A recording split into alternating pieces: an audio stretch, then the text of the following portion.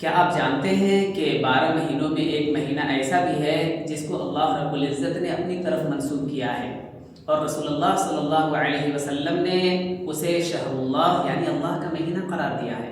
جی ہاں، وہ محرم الحرام کا مہینہ ہے۔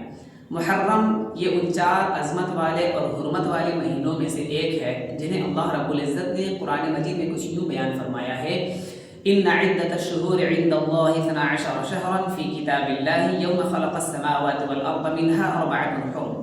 یہاں پر اللہ رب العزت نے 4 حرمت والے مہینے کا بیان فرمایا اور ان میں سے اپنے ایک مہینے یعنی محرم الحرام کا بیان فرمایا۔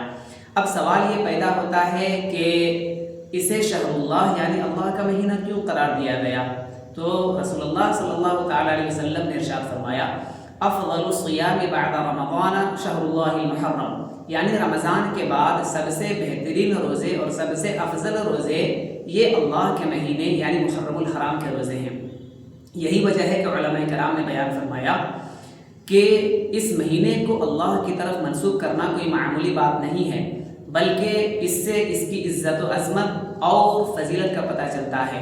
محترم سامعین کرام، یہ ایسا مہینہ ہے کہ جس میں نیکیوں کے اجر کو بڑھا دیا جاتا ہے اور برائیوں سے بچنے کی تاکید کی جاتی ہے۔ آئیے ہم سب بھی عہد کریں کہ اس مہینے کو غنیمت جانیں اور اس میں عمل خیر کے ذریعے اللہ کا قرب حاصل کریں۔